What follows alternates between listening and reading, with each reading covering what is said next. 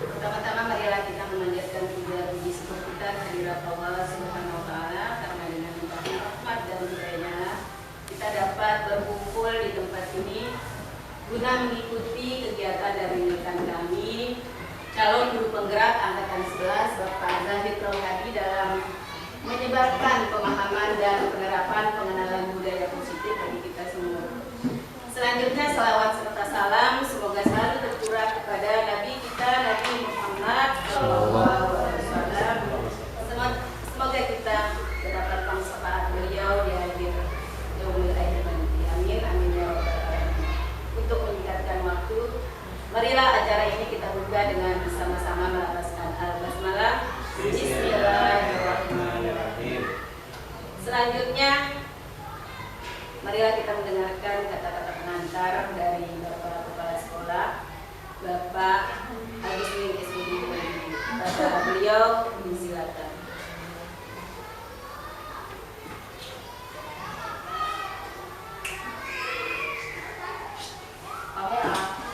Bismillahirrahmanirrahim. Assalamualaikum warahmatullahi wabarakatuh.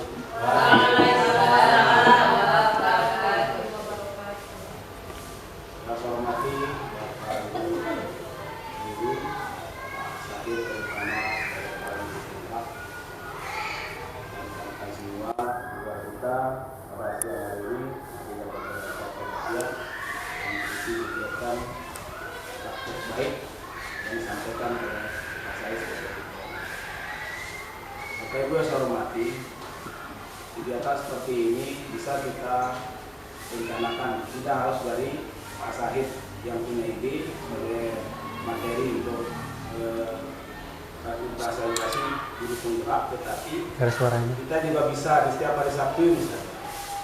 Hari Sabtu itu hampir 1 bulan sekali anak-anak kita pulangkan lebih awal, misalnya jam 11 anak kita sudah pulangkan atau jam 10 sudah kita pulangkan dengan catatan untuk kegiatan konten kita. Tidak harus kita terusan kita ikut kegiatan webinar di tempat-tempat yang harus yang nggak jelas itu, misalnya di YouTube dan sebagainya, terusan kita ikuti itu. Karena apa? Karena sertifikat kompeten kita kan diakui untuk kita upload. Jadi ini buang-buang waktu sebenarnya. Tapi kalau untuk mencari pengetahuannya kan bisa kita cari di teman-teman kita ini di YouTube dan sebagainya. Kalau hanya itu seperti berapa hari yang lalu saya ikut dengan Pak Iksan yang di-share itu, ternyata begitu kita ikut, kalau tidak kita isi di YouTube itu dan kita ikut link absensinya juga tidak bisa dapat apa-apa. Yang kita dapat cuma lebih waktu dengan pengetahuan doang yang hanya sebentar, tidak betul dijelaskan detailnya ada. Nah, sebenarnya kita punya teman-teman yang luar biasa dan hebat-hebat ini, semua kita bisa menjadi narasumber sebenarnya.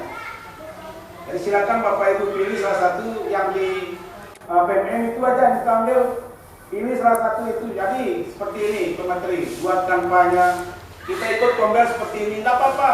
Sampai aksi nyatanya kita selesaikan, itu sudah menjadi poin tertentu bagi kita.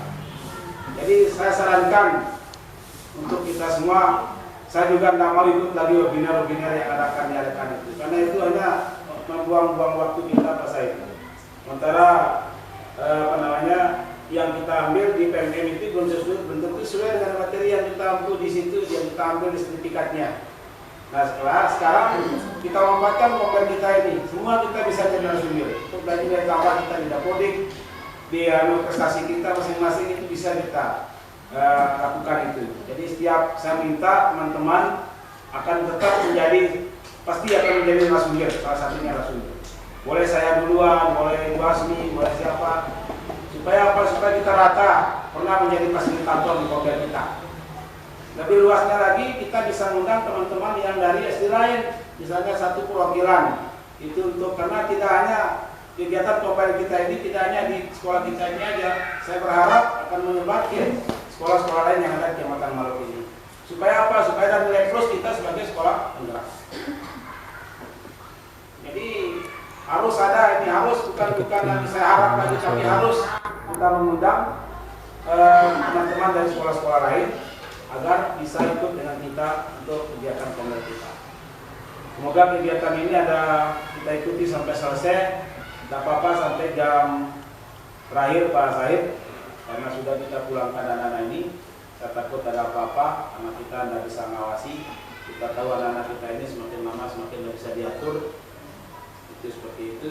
Mungkin kita cari metode lain untuk tiap pagi kita kumpulkan, itu mungkin per kelas kita beri nasihat.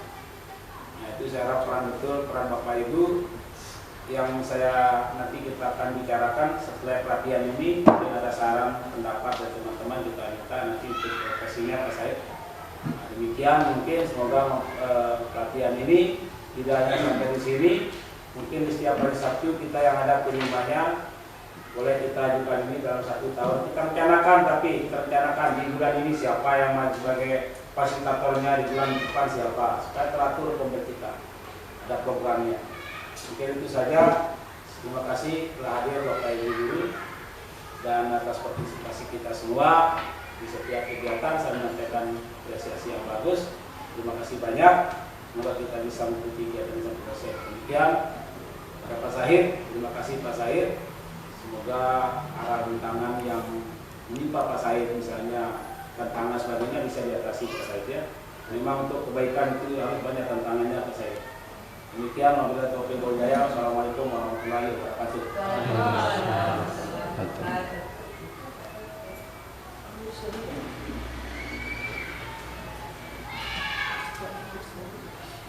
Terima kasih Bapak sebagaimana yang telah disampaikan oleh beliau, pengarahan beliau tadi bahwa untuk kedepannya kegiatan serupa yang seperti mana yang telah dilaksanakan oleh Pak Said ini semoga dapat kita lakukan dan dapat kita menjadi pertimbangan kita ke depannya nanti apa yang disampaikan oleh beliau. Terima kasih Bapak Kepala Sekolah. Selanjutnya saya mewakili Bapak Zahid Rohadi. Terima kasih atas luangan waktu dari Bapak Ibu guru yang sudah menyempatkan kegiatan beliau ini. Sekali lagi kami ucapkan terima kasih. Selanjutnya yaitu kegiatan penyebaran pemahaman dan penerapan pengalaman budaya positif yang akan disampaikan oleh Bapak Zahid Rohadi SPD. Kepada beliau kami silakan.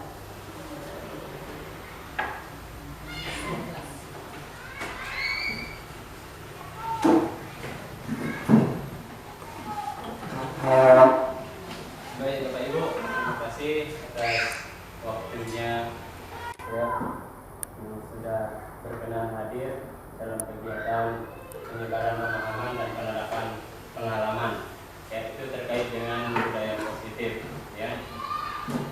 Semoga nanti setelah pembelajaran ini kita bisa menerapkan apa isi dari desiminasi saya ini. Judulnya yang pertama seperti sudah disebutkan oleh Bu Titi tadi, penyebaran pemahaman dan penerapan pengalaman terkait budaya positif.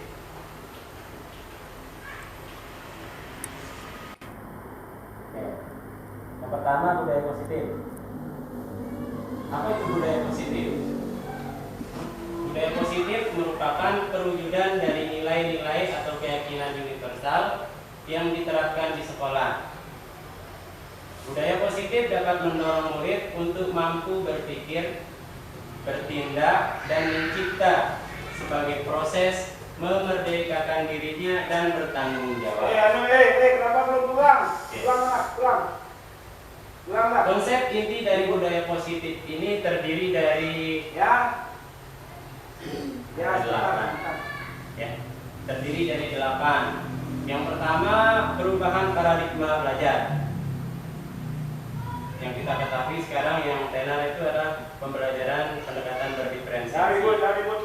Lalu ada nilai-nilai kebajikan, yaitu setelah itu kebutuhan dasar manusia, terus motivasi perilaku manusia, posisi kontrol guru yang ada pada diri kita, nanti ada 5 posisi kontrol, disiplin positif, bagaimana cara kita membuat keyakinan kelas nanti, dan kita eksekusi dengan menggunakan segitiga restitusi namanya. Nanti ada tahapan-tahapannya bagaimana cara kita memecahkan suatu masalah dengan menggunakan segitiga restitusi. Oke, yang pertama dari tadi pembelajaran paradigma baru. Pembelajaran paradigma baru merupakan pembelajaran yang dirancang berdasarkan prinsip pembelajaran berdiferensiasi, sehingga para peserta didik belajar sesuai kodratnya berdasarkan tahap perkembangannya untuk mewujudkan profil pelajar Pancasila. Ya, jadi prinsip dari pembelajaran paradigma baru ini adalah pembelajaran berdiferensiasi. Yang kita tuju adalah belajar Pancasila, ya, beriman dan bertakwa kepada Tuhan Yang Maha Esa dan berakhlak mulia, berkebinekaan global, mandiri, bergotong royong, bernalar kritis, dan yang terakhir adalah kreatif. Ya, titik fokusnya pada pembelajaran berdiferensiasi yang sekarang kita yang banyak digaungkan, ya, dan banyak diterapkan di sekolah. Oke, mari kita berbagi Bapak Ibu, ya.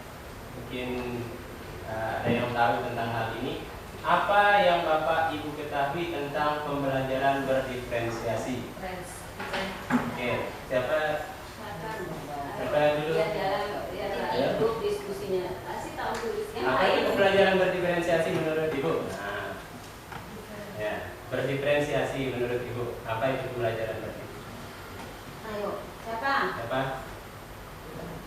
Dada. Ya, Ibu Azmi. Azmi.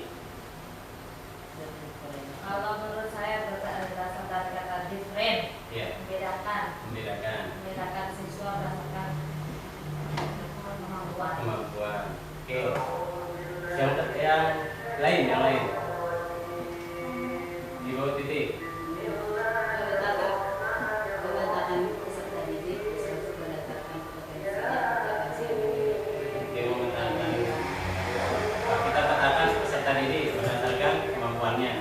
Oke, jadi pembelajaran berdiferensiasi ini adalah pendekatan yang menekankan pada sesuai dengan kebutuhan yang ada di kelas.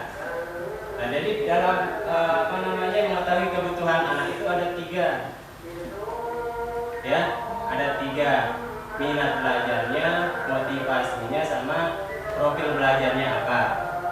Dalam mengetahui kebutuhan belajar siswa menggunakan diferensiasi. Oke, kita lanjut. Mungkin ada yang sudah menerapkan pembelajaran di kelas. Apakah Bapak Ibu pernah menerapkan pembelajaran berdiferensiasi? Pernah. Jadi pernah nggak?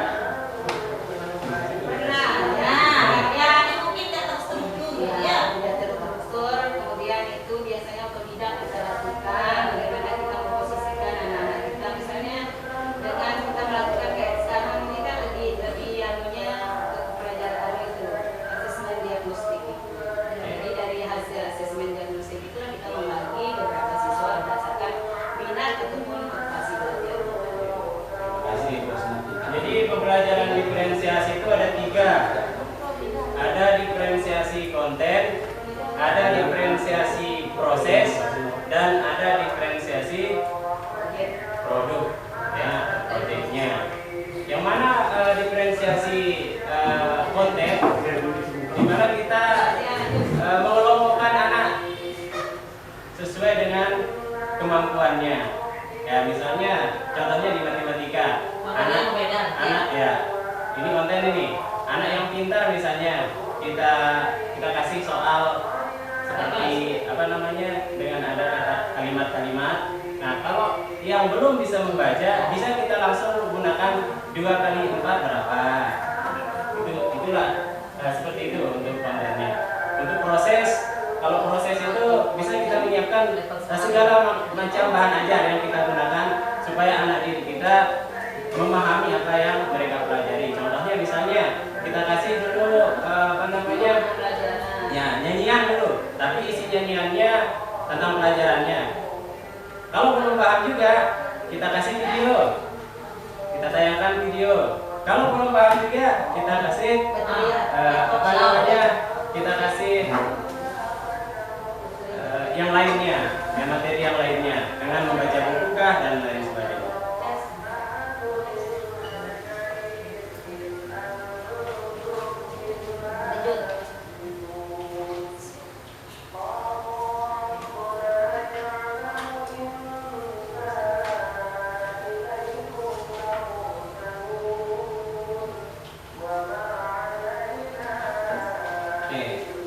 Selanjutnya adalah tujuan, ya. Tujuan dari pelajaran Pancasila, siswa mendapatkan layanan pembelajaran sesuai dengan kodrat alam dan kodrat zaman peserta didik. Ya, kodrat alamnya yang melekat pada dirinya, kodrat zaman sesuai dengan keadaan yang sekarang. Ya, kita sesuaikan. Tidak mungkin kita paksakan anak itu proses pembelajaran itu seperti dulu, karena zamannya beda dengan yang sekarang. Jadi kita sesuaikan dengan kodrat zamannya yang sekarang. Oke, ada nilai-nilai kebajikan. Nilai-nilai kebajikan adalah sifat-sifat positif manusia yang merupakan tujuan mulia yang ingin dicapai setiap individu. Ini nilai kebajikan. Seperti yang telah dikemukakan oleh Dr. William Glasser pada teori kontrol tahun 1984 menyatakan bahwa setiap perbuatan memiliki suatu tujuan, dan selanjutnya Dian Segosen 1998 mengemukakan bahwa dengan mengaitkan nilai-nilai kebajikan yang diyakini seseorang, maka motivasi intrinsiknya akan terbangun, sehingga menggerakkan motivasi dari dalam untuk dapat mencapai tujuan yang mulia yang diinginkan. Ini nilai-nilai kebajikan yang dikemukakan oleh beberapa penemu nih, Dr. William Glasser sama Dian Segosen. Nilai-nilai kebajikan yang ingin dicapai oleh setiap anak Indonesia kita kenal dengan profil pelajar Pancasila.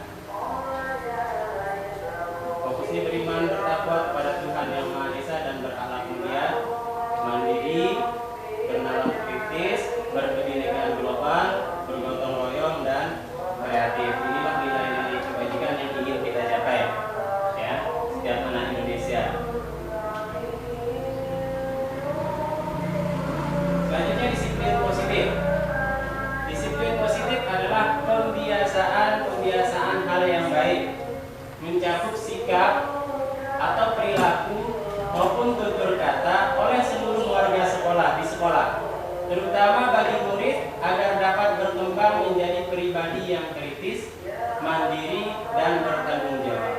Ini sering kita lihat disiplin positif yang sudah dilakukan oleh Bapak Kepala Sekolah setiap paginya menyambut anak-anak di depan sekolah. Ya. Oke, sebagai pendidik tujuan kita adalah menciptakan peserta didik yang memiliki disiplin diri sehingga mereka berperilaku mengacu kepada nilai-nilai kebajikan universal dan memiliki motivasi dalam diri menuju perubahan perilaku ke arah yang lebih baik. Ini disiplin positif. Oke, silakan Bapak Ibu tulis atau sebutkan disiplin positif yang sudah ada di sekolah dan disiplin positif yang perlu diterapkan dan dikembangkan di sekolah. Kira-kira ada disiplin positif yang sudah kita lakukan? Mana seperti menulis boleh? Disebutkan aja Pak. Saya dulu. Ya Pak. Sebenarnya kita sudah mempunyai aturan di sekolah yang sudah disepakati bersama. Cuma belum dikembangkan saja. Misalnya, dari dulu kita membiasakan anak-anak ini tentang membuang sampah. Misalnya. Nah, membuang sampah ini banyak yang belum peduli. Teman-teman ini banyak yang belum peduli. Mana yang buktinya belum peduli? Di setiap bak sampah itu masih saja ada yang berhamburan. nggak beraturan sampahnya.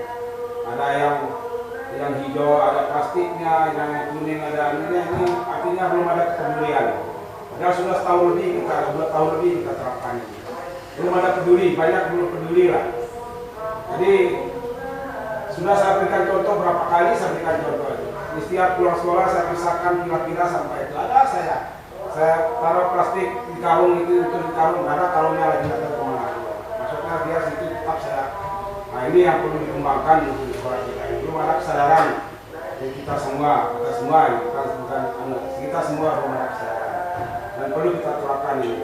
Tolonglah luangkan waktunya kita ajarkan anak-anak itu kalau memang pas pulang sekolah apa salahnya kita coba kita lihat sampah kita sudah bagus sudah sampah kita sesuai dengan sampah kita itu pembelajaran anak 2-3 hari kita terusnya akan terbiasa mereka insya Allah. Mungkin itu saja yang bisa kita pengembangannya apa saya. Mungkin ada yang lain yang sudah diterapkan dan perlu dikembangkan, yang sudah diterapkan perlu dikembangkan lagi. Ada Bapak Ibu?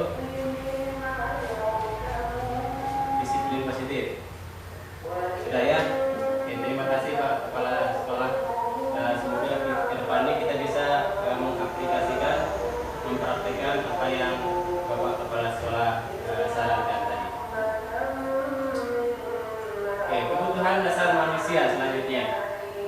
Kebutuhan dasar manusia merupakan suatu yang kita lakukan untuk mendapatkan apa yang kita inginkan. Seluruh tindakan yang kita lakukan memiliki tujuan. Semua usaha terbaik yang kita lakukan agar kebutuhan dasar kita terpenuhi dengan baik. Kebutuhan dasar manusia itu ada 5. Nah, yang pertama bertahan hidup. Ya, ini kebutuhan dasar kita. Bertahan hidup. Makannya, pakaian kita, tempat tinggal, keamanan dan kesehatan. Selanjutnya, kasih sayang dan rasa diterima. Ini kita perlu dipedulikan. Kita juga perlu berbagi. Kita juga perlu kerjasama dan menjadi bagian dalam suatu kelompok. Ini kasih sayang dan rasa ingin diterima. Ya. Yang ketiga adalah penguasaan, harga diri, keinginan untuk dianggap, ya. Memimpin, berprestasi, diakui dan didengar. Ini kebutuhan kita, ya, penguasaan. Yang keempat, kebebasan. Kita juga butuh kebebasan, mandiri, memiliki pilihan, ya, mencoba hal baru dan mampu mengendalikan arah dirinya. Yang terakhir adalah kesenangan. Ya, ini juga yang kita butuhkan. Bermain, humor, antusias dan tertawa. Ya, bercanda tawa ini yang kita butuhkan juga. Dari mulai bertahan hidup, kasih sayang dan rasa diterima, bagaimana rasanya kalau dicuekin, penguasaan kita, kebebasan dan kesenangan. Inilah kebutuhan dasar manusia tadi. Motivasi perilaku.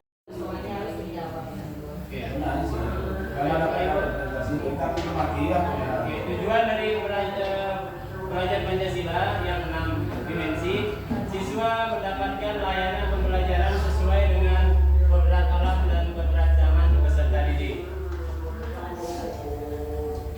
Nilai-nilai kebajikan. Nilai-nilai kebajikan adalah sifat-sifat positif manusia yang merupakan tujuan mulia yang ingin dicapai setiap individu. Seperti yang telah dikemukakan oleh Dr. William Glasser pada teori kontrol, menyatakan bahwa setiap perbuatan memiliki suatu tujuan.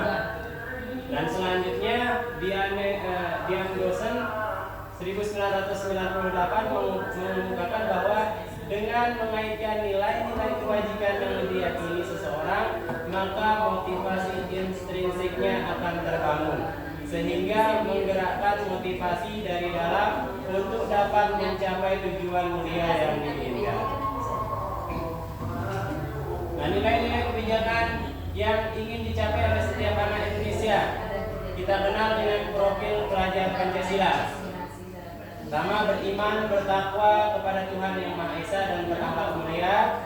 Selanjutnya mandiri, bernalar kritis, bergotong royong dan disiplin positif adalah pembiasaan hal yang baik, mencakup sikap atau perilaku maupun tutur kata oleh seluruh warga di sekolah, terutama bagi murid agar dapat berkembang menjadi pribadi yang kritis, mandiri dan bertanggung jawab. Nah, disiplin sebagai pendidik, tujuan kita adalah menciptakan peserta didik yang memiliki disiplin diri, sehingga mereka berperilaku mengacu kepada nilai-nilai kebajikan universal dan memiliki motivasi dalam diri menuju perubahan perilaku ke arah yang lebih baik.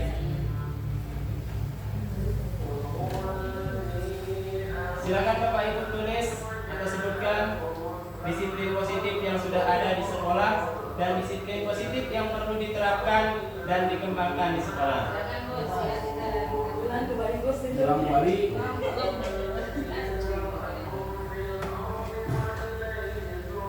ada beberapa hal yang sudah bagus di sekolah kita ini sebenarnya.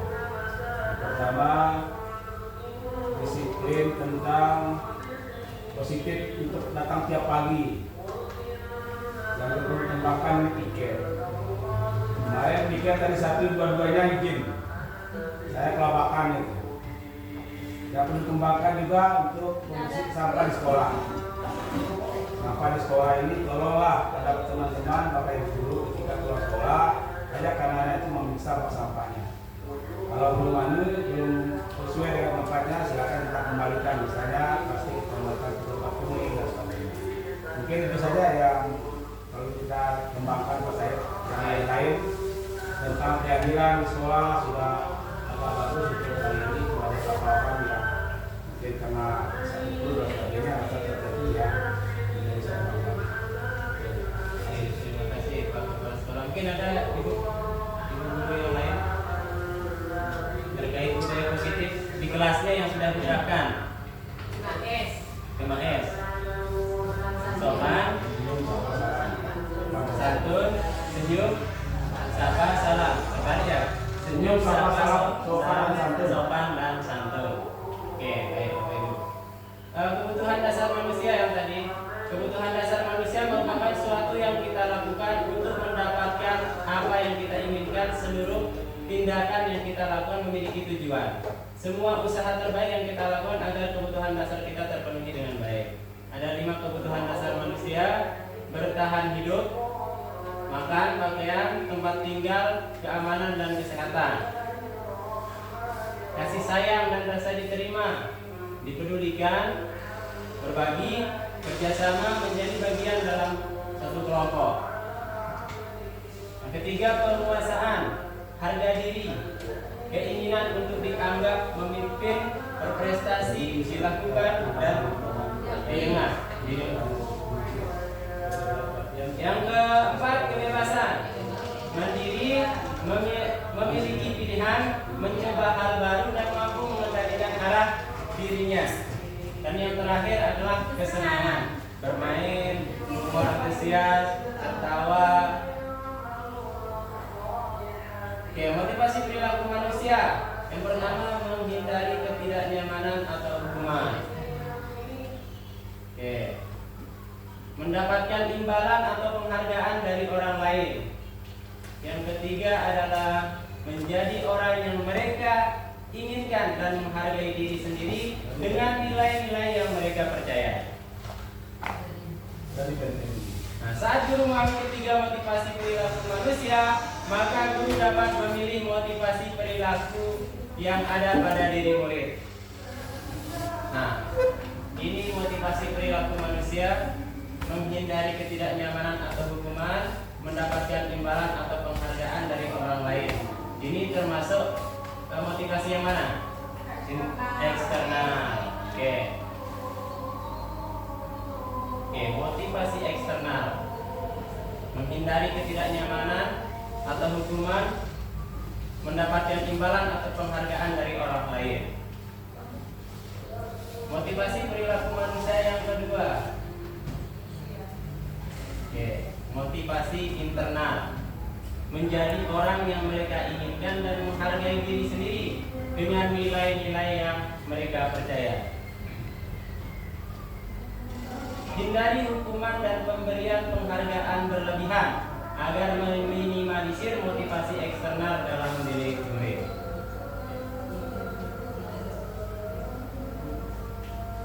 Oke, sebagai seorang guru, saat Anda hadir mengajar di kelas tepat waktu, motivasi apa yang mendasari tindakan Anda?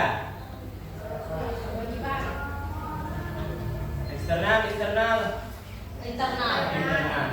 Alhamdulillah. Bila di sekolah Anda tidak ada peraturan yang mengharuskan guru datang tepat waktu dan tidak ada surat teguran bagi guru yang datang terlambat dan tidak ada atasan yang menguji Anda, apakah Anda akan tetap datang tepat waktu untuk mengajar murid-murid Anda? Tetap? Tetap. Menurut Bapak Ibu, dari ketiga jenis motivasi tadi, motivasi manakah yang saat ini paling banyak? Eksternal. Jelaskan. Hukuman, dikasih reward, Terus? bahkan disorakin ya, nggak berhenti. Mereka menghindari hukuman. Oke, mereka menghindari hukuman. Yes. Oke, terima kasih Bapak Ibu. Nah, ini kasus satu nih. Ibu Anas, guru kelas 2 SD, mendapat masalah. Murid-muridnya tidak bisa tertib berdiri antri di depan pintu kelas dan selalu berebutan masuk ke dalam kelas setelah jam istirahat usai. Ini tentunya sangat mengganggu proses pembelajaran di mana kelas tidak dapat mulai tepat waktu karena Ibu Anas sibuk menenangkan murid-muridnya untuk waktu cukup lama. Akhirnya Bu Anas berpikir cepat dan mengandalkan stiker bintang. Setiap murid-muridnya akan masuk kelas usai jam istirahat. Bu Anas akan mengiringi murid-muridnya dengan stiker bintang. Siapa yang dapat berdiri lurus dan berbaris rapi antri di depan pintu dapat bintang dari Ibu Anas. Sebagian besar murid-muridnya menyambut tantangan tersebut dan langsung berdiri rapi di depan pintu agar mendapatkan stiker bintang. Hal ini terus dilakukan Bu Anas selama beberapa minggu. Karena cukup berhasil membuat murid-muridnya berdiri rapi antri di depan pintu, sampai pada suatu saat Bu Anas sakit dan terpaksa digantikan Pak Heru. Pak Heru tidak mengetahui tentang stiker bintang dan benar saja pada saat mau masuk kelas usai jam istirahat, murid-murid kelas 2 kembali berebutan masuk kelas. Apa yang terjadi? Ya, Mengapa? karena mereka mengharapkan imbalan atau pujian dari Istana. Karena mereka mengharapkan Tidak dari dalam, dari itu dari dalam. karena ada Imbalan. ya, Faktor imbalan. eksternal. Yang lain? Komunikasi. Komunikasi. Ya. Dengan orang guru. Komunikasi antar teman guru. Yang lain, Ibu? Ada yang lain? Oke, jadi ini faktor apa yang muncul di sini? Eksternal. Faktor eksternalnya. Karena diiming-imingi Bintang. stiker bintang. Kalau rapi dapat bintang, kalau enggak. Nah, tapi kalau sudah ini jangka pendek atau jangka panjang? Jangka pendek. Jangka pendek. Sudah banyak Oke. Berdasarkan teori motivasi yang telah Bapak Ibu pelajari pada pembelajaran sebelumnya, kira-kira apa motivasi murid-murid kelas 2 untuk bersedia berdiri antri? Apa motivasinya? Bersedia berdiri antri sebelum masuk kelas. Mungkin kita kasih nonton film tentang kedisiplinan itu. Disiplinan. Nah, film yang Anda bisa lihat itu lah praktek baiknya. Ibu, Tirna, ada motivasi murid-murid kelas 2 untuk bersedia berdiri antri ya Pak? Tadi ya. Ya. Selain itu sebagai stiker. Nah, selain itu ada nggak hal-hal yang lain yang ingin? Jadi nasihat tiap hari, kasih contoh tiap hari. Oke. Kasih contoh setiap hari menjadi kebiasaan. Adakah cara lain agar murid-murid kelas 2 bersedia antri di depan kelas tanpa diberi penghargaan stiker bintang? Ada. Ya. Ada. Cuma belum kita lakukan. Banyak hal ya. Misalkan Oke. Misalkan tutup satu-satu. Oke. Pengaruh jangka pendek dan jangka panjang. Dicium Jika maksudnya. kita menggunakan penghargaan lagi dan lagi, maka orang tersebut akan tergantung pada penghargaan yang diberikan, serta kehilangan motivasi dari dalam. Ya, mengejar penghargaan.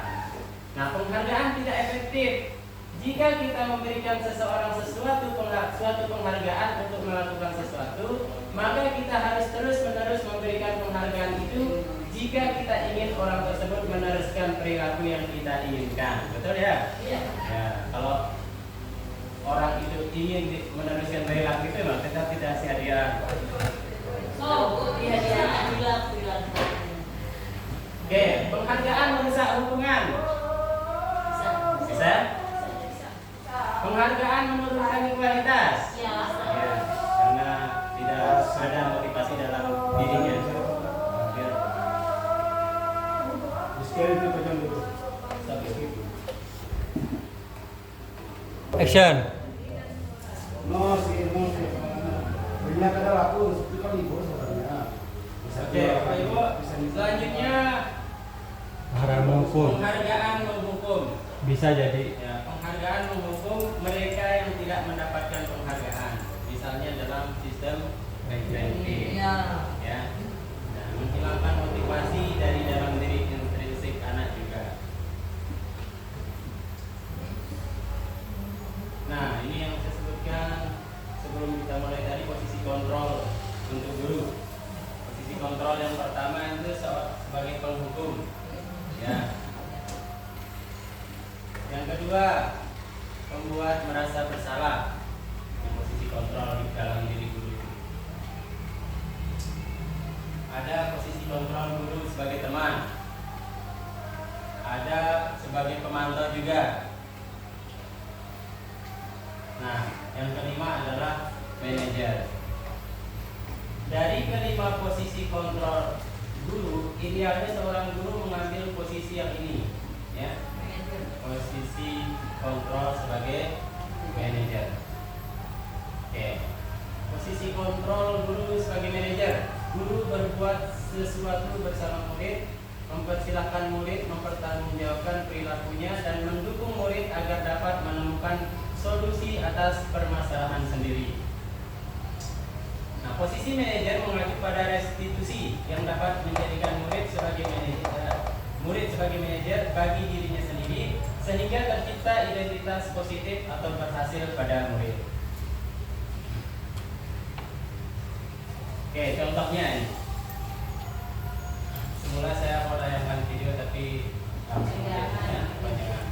Contoh posisi kontrol seorang penghukum. Saya bacakan. Penghukum biasanya nada suara tinggi. Nada suara tinggi, bahasa tubuh, mata kita melotot ya. Dan jari menunjuk, "Hei kamu." Hah? Ya. Menunjuk dan jari menunjuk menghakimi. Nah, ini contohnya terlambat lagi, pasti terlambat lagi, selalu datang terlambat. Kapan bisa datang tepat waktu? Tanyakan kepada diri Anda, bagaimana perasaan murid bila guru berbicara seperti itu pada saat muridnya datang terlambat? Iya aja ya. Hasil, nih hasilnya aja. Kemungkinan murid marah dan mendendam atau bersifat agresif. Bisa jadi sesudah kembali duduk, murid tersebut akan mencoret-coret bukunya atau meja tulisnya. Lebih buruk lagi, sepulang sekolah, murid melihat motor atau mobil bapak ibu guru dan akan menggores kendaraan tersebut dengan paku. Ini biasanya terjadi. Dia terjadi juga. Bisa tinggal saya sampai itu. Ini guru posisi kontrol guru sebagai penghukum. Ya, misal kita lihat anak kita tunjuk-tunjuk, suara kita tinggi. Yang kedua, pembuat merasa bersalah. Nada suara memelas, halus, sedih. Bahasa tubuh merapat pada anak, lesu. "Adi, kamu ini bagaimana ya? Kamu sudah berjanji dengan ibu tidak akan terlambat lagi. Kamu kenapa ya senang sekali mengecewakan ibu? Ibu benar-benar kecewa sekali." Bagaimana perasaan murid bila ditegur seperti cara ini? Hasilnya apa? Murid akan merasa bersalah. Bersalah telah mengecewakan ibu atau bapak gurunya. Murid akan merasa menjadi orang yang gagal dan tidak sanggup membahagiakan orang lain. Kadangkala sikap seperti ini lebih berbahaya dari sikap penghukum, karena emosi akan tertanam rapat di dalam. Murid menahan perasaan, tidak seperti murid dengan guru penghukum, di mana murid bisa menumpahkan amarahnya walaupun dengan cara negatif. Murid tertekan seperti inilah yang tiba-tiba bisa meletus amarahnya dan bisa menyakiti diri sendiri atau orang lain. Ini dalam posisi membuat merasa bersalah. Contoh posisi kontrol guru sebagai teman. Nada suaranya ramah, akrab, dan bercanda. Bahasa tubuh merapat pada murid, mata dan senyum jenaka. Adi, ayolah, bagaimana sih kamu? Kemarin kamu sudah janji ke bapak bukan? Kenapa terlambat lagi? Baik. Sambil tertawa ringan, ya sudah tidak apa-apa. Duduk dulu sana, nanti Pak Guru bantu. Kamu ini sambil tersenyum-senyum. Bagaimana perasaan murid dengan sikap guru seperti ini? Hasilnya apa? Murid akan merasa senang dan akrab dengan guru. Ini termasuk dampak yang positif. Hanya saja di sisi negatif, murid menjadi tergantung pada guru tersebut. Bila ada masalah, dia merasa bisa mengandalkan guru tersebut untuk membantunya. Akibat lain dari posisi teman, Adi hanya akan berbuat sesuatu bila yang menyuruh adalah guru tersebut, dan belum tentu berlaku yang sama dengan guru atau orang yang lain selain guru yang tadi. Ya, itu sebagai teman. Jadi guru yang dekat dengan dia aja yang didengar, yang lain tidak didengar. Posisi kontrol yang keempat sebagai pemantau. Pemantau nada suara datar, bahasa tubuh yang formal. Adi, tahukah kamu jam berapa kita memulai?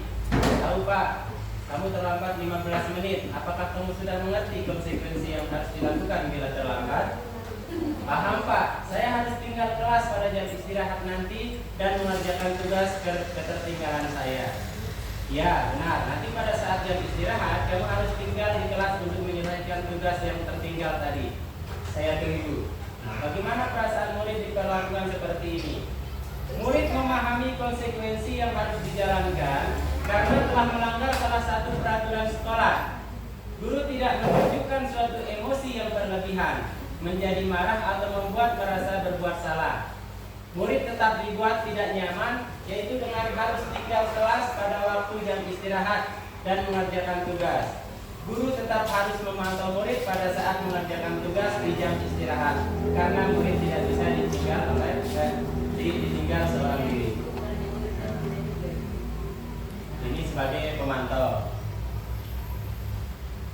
Yang terakhir sebagai manajer. Nah, sebagai manajer ini yang harus kita miliki atau kita terapkan. Nada suara tulus, bahasa tubuh tidak kaku, mendekat ke murid. Adi, apakah kamu mengetahui jam berapa sekolah dimulai? Tahu Pak, jam 7.00. Ya, jadi kamu terlambat. Kira-kira bagaimana kamu akan memperbaiki masalah ini? Saya bisa menanyakan teman saya Pak untuk mengejar tugas yang tertinggal. Baik, itu bisa dilakukan. Apakah besok akan ada masalah untuk kamu agar bisa hadir tepat waktu ke sekolah? Tidak Pak, saya bisa hadir tepat waktu. Baik, saya hargai usahamu untuk memperbaiki diri. Bagaimana perasaan murid diperlakukan seperti ini? Besoknya ulang lagi. Senang, ya, senang. Dihargai, masa dihargai. Ya. Gak ada masalah itu. Ada perasaannya. Selesai. Oke. Besoknya ulang lagi. Tambah perasaan. Posisi kontrol apakah aku? Ayo. Saya kecewa sekali dengan kamu. Membuat rasa bersalah. Kedua. Membuat merasa bersalah. Yang kedua tadi itu Pak. kamu tidak pernah benar melakukannya. Saudara Penghukum. beri lapangan 3 kali. Penghukum. Satu. Penghukum. Hukum satu. Apa rencana kamu untuk memperbaiki Yang hal terakhir, ini? manage. Oke, sebagai manajer. Yang terakhir ya. Ya sudah kan Yang terakhir itu. apa-apa nanti ibu bantu. Teman. Oke. Empat. Bertiga.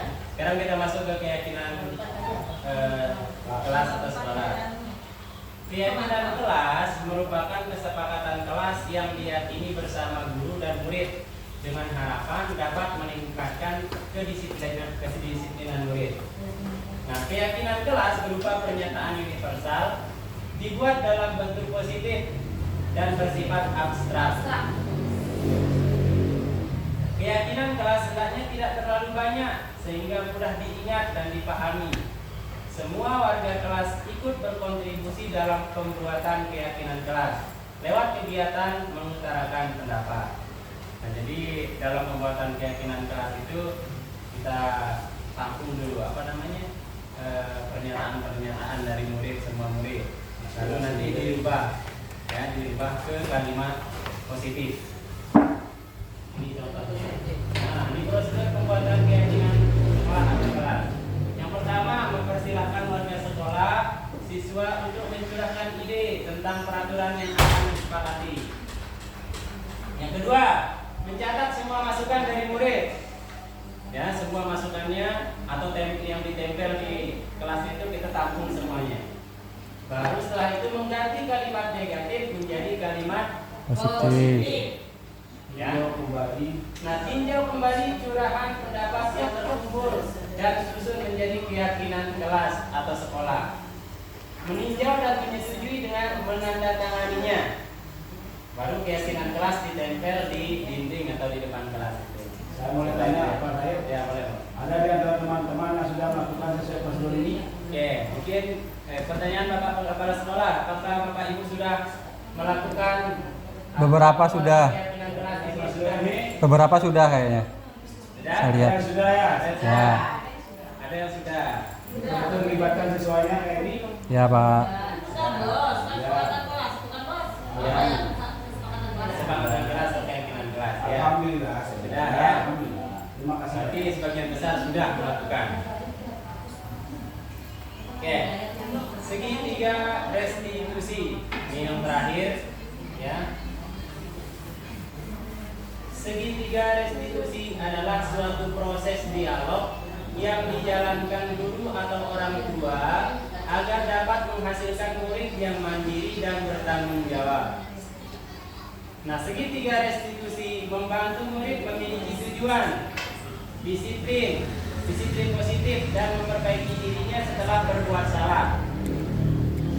Restitusi bukan untuk menembus kesalahan, namun untuk belajar dari kesalahan. Ini posisinya. Oke, menstabilkan tindakan, validasi tindakan, menanyakan keyakinan kelas.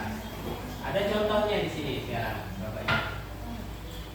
Guru yang berperan sebagai manajer menggunakan segitiga restitusi dalam penyelesaian masalah melalui 3 tahapan, yaitu menstabilkan identitas, validasi tindakan yang salah, dan menanyakan keyakinan kelas. Tujuannya apa?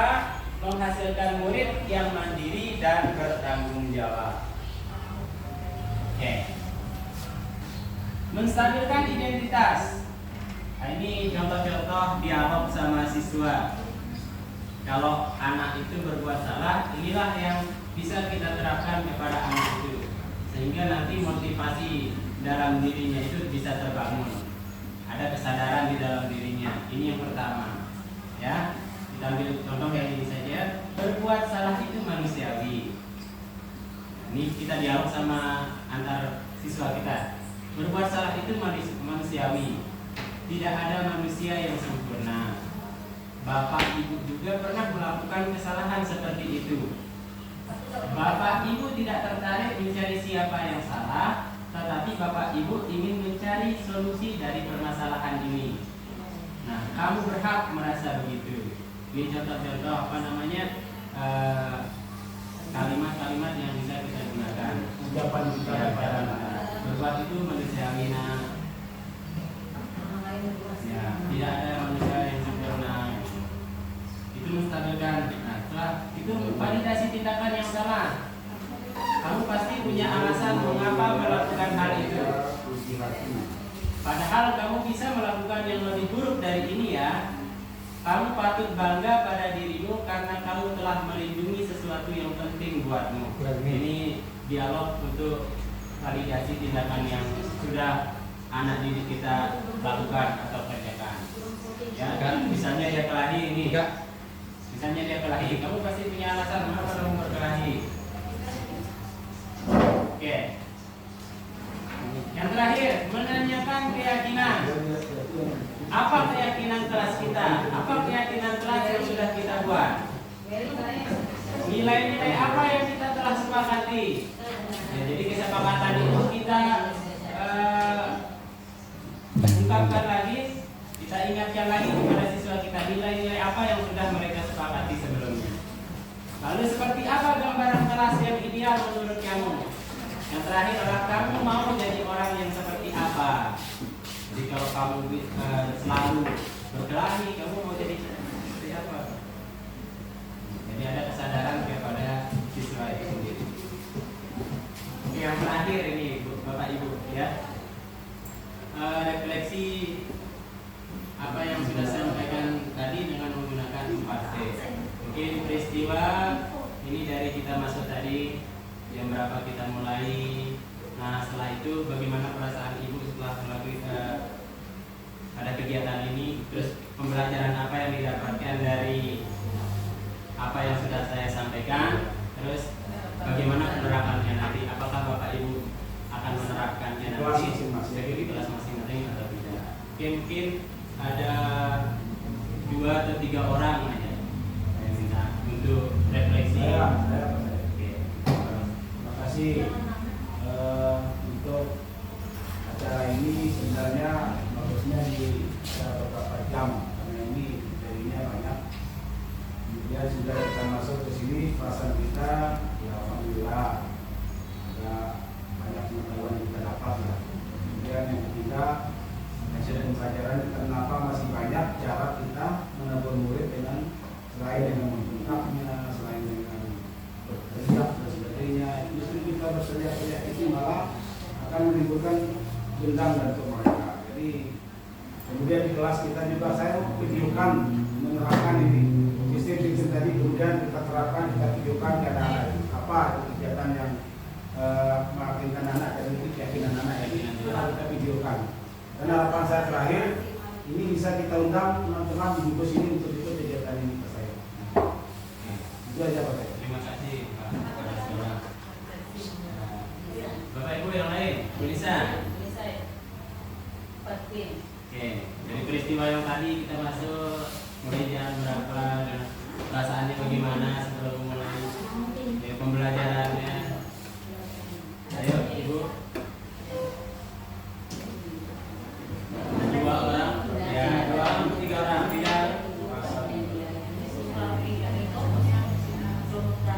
tinggal 1 aja. Ibu titik dah. Tinggal 1. Minta tolong lagi. Saya mau Oke. Saya setelah mengikuti kegiatan ini, alhamdulillah ini kan pernah dilakukan oleh Pak Airul, jadi sudah direfresh kembali. Jadi insya Allah ada tergerak untuk tidak menjadi posisi yang 1 dan 2. Kalau untuk menjadi manajer saya merasa kesulitan sebenarnya, tapi akan berusaha menjadi manajer. Tapi untuk saya dari yang 1, 2. Jadi sebagai penghukum dan pembuat merasa bersalah. Ya.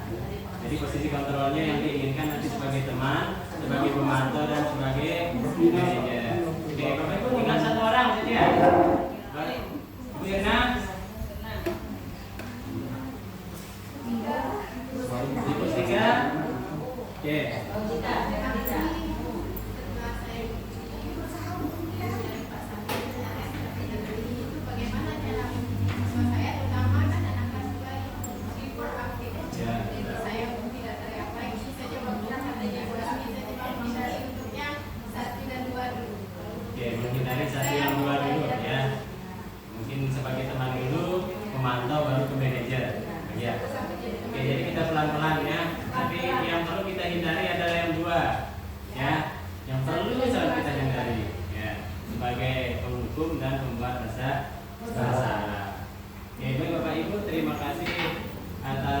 waktu yang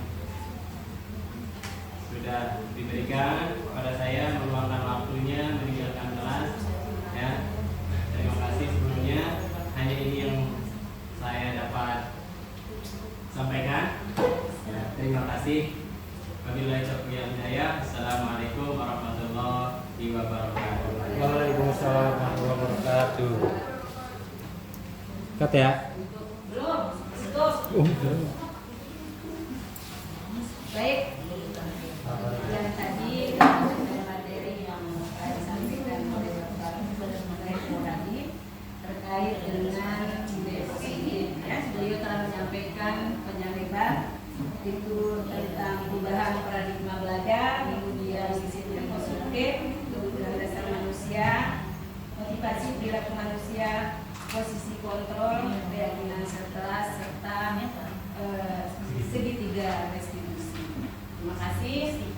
Semoga apa yang telah disampaikan tadi yang cukup luar biasa bagi kita semua dapat menjadi perhatian bagi kita semua, dapat kita terapkan ke depannya di kelas ini. Untuk hari ini, terima kasih kepada pemateri sekali lagi dan terima kasih atas waktu dari teman-teman yang akan hadir di kesempatan ini. Kemudian kami dilanjut acara ini dengan sama-sama meragaskan alhamdulillah.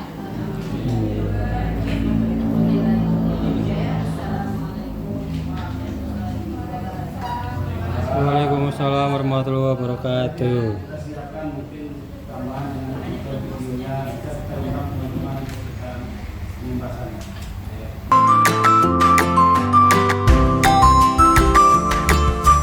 Assalamualaikum warahmatullahi wabarakatuh. Perkenalkan saya Tinggi Yarti, guru kelas 4 di SD Negeri Beniti. Saya sangat bersyukur telah mengikuti kegiatan diseminasi yang dibantu oleh rekan guru hebat kami, calon guru penggerak angkatan 11 dari Kabupaten Sumbawa Barat, Bapak Zahid Rohadi SPP, mengenai penyusunan keyakinan kelas. Kegiatan ini tentunya memberikan wawasan yang sangat berharga tentang pentingnya membangun keyakinan positif dalam lingkungan kelas. Materi yang beliau sampaikan sangat terstruktur dan aplikatif, memandu kami melalui proses penyusunan keyakinan kelas yang dapat mendukung perkembangan karakter dan motivasi siswa tentunya. Kemudian saya mendapatkan banyak ide kreatif dan strategi konkret untuk mengintegrasikan keyakinan kelas dalam praktek sehari-hari kami nantinya. Pengalaman ini tidak hanya memperkaya pemahaman saya tentang budaya positif, tetapi juga memotivasi saya untuk menerapkan prinsip-prinsip tersebut dalam proses pembelajaran.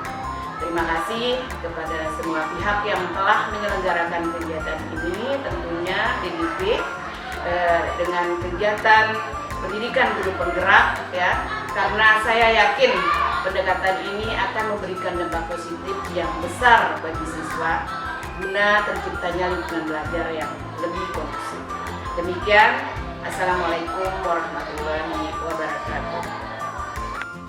Ya, kita ini, sudah membuat semua Ibu sudah Nita menulis membuat kesepakatan kiranya apa kelas yang kalian sudah dibacakan oleh salah satu teman kita bersama. Ya.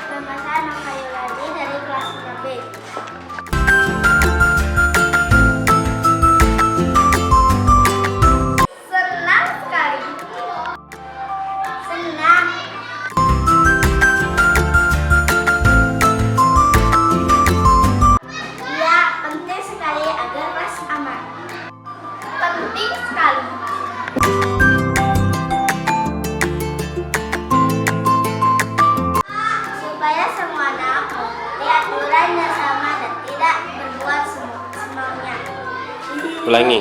Semuanya